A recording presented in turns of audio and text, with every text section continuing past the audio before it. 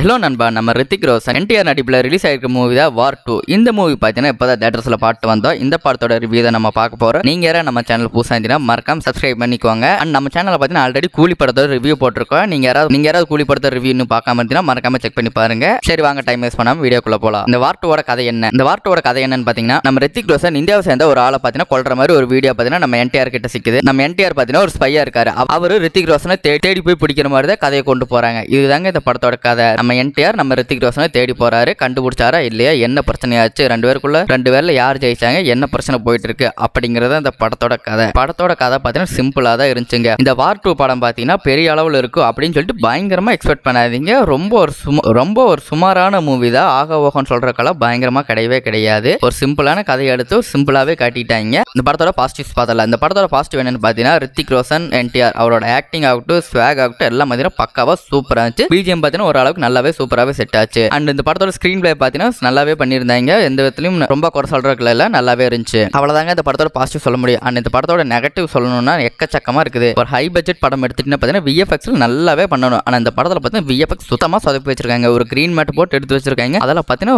ரொம்ப பச்சையா தெரியுதுங்க. அந்த அளவுக்கு மொக்கையை எடுத்து வச்சிருக்காங்க. ட்ரெயின் மேலையெல்லாம் கார் ஓட்டுறாங்க, ஓடுற ஃபிளைட்ல ஃபைட் பண்றாங்க. இதெல்லாம் பார்த்தீங்கன்னா ரொம்ப சப்பத்தனமா ஏத்துக்கவே முடியல. நீங்க படத்துக்கு போறோம்னா மூளை கழட்டி வச்சு தான் போகணும் போல இருக்குது. அந்த அளவுக்கு எடுத்து வச்சிருக்காங்க. படத்தில் லாஜிக்கும் இல்லை, ஒண்ணும் இல்லை.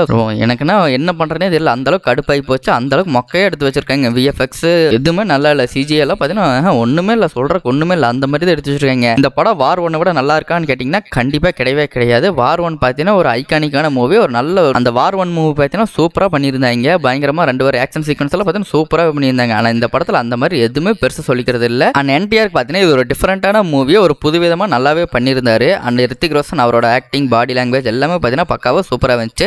அண்ட் இந்த படத்துல மற்ற நடிச்சவங்கலாம் பார்த்தீங்கன்னா சூப்பராகவே பண்ணியிருந்தாங்க. கியாரா அவங்களோட ஆக்டிங் ஆகட்டும் எல்லாமே பார்த்தீங்கன்னா பக்காவா சூப்பராகவே இருந்துச்சு. சாங்ஸ், மியூசிக் எல்லாம் பார்த்தீங்கன்னா நல்லாவே பண்ணியிருந்தாங்க. எனக்கு இந்த விஎஃப்எக்ஸ், இந்த ஸ்டோரி கொஞ்சம் நல்லா காட்டினது, இதை மட்டும் கொஞ்சம் நல்லா பண்ணியிருந்தாங்கன்னா சூப்பராக வந்துடும். இந்த மாதிரி மூவிஸ்க்கெல்லாம் பார்த்தீங்கன்னா விஎஃப்எக்ஸ்ல தான் நல்லா பண்ணணும். பட் அதில் தான் அவங்க சொதப்பியே வச்சிருக்காங்க. இது கொஞ்சம் நல்லா பண்ணியிருந்தாங்கன்னா மூவி சூப்பராகவே போயிருக்கும். இதுதாங்க எனக்கு இந்த மூவி பார்த்து ஃபீல் ஆச்சு. எனக்கு இந்த மூவி இந்த மாதிரி தான் ஃபீல் ஆச்சு. உங்களுக்கு எப்படி சொல்லி கமெண்ட்ஸில் சொல்லுங்க. அண்ட் இந்த மூவி உங்களுக்கு பிடிச்சிருந்துச்சா இல்லையா சொல்லி கமெண்ட்ஸில் சொல்லுங்க. நீங்க யாரும் போய் தேட்டர்ஸில் பார்க்கலாம் அப்படின்னு நினைச்சிருந்தீங்கன்னா 1-2 வாட்டி முடிவு பண்ணிட்டு அப்புறம் போங்க. அண்ட் நம்ம சேனல் கூலி படத்தோட ரிவ்யூ போட்டிருக்க, மறக்காம செக் பண்ணி பாருங்க. Ta-ta, bye by.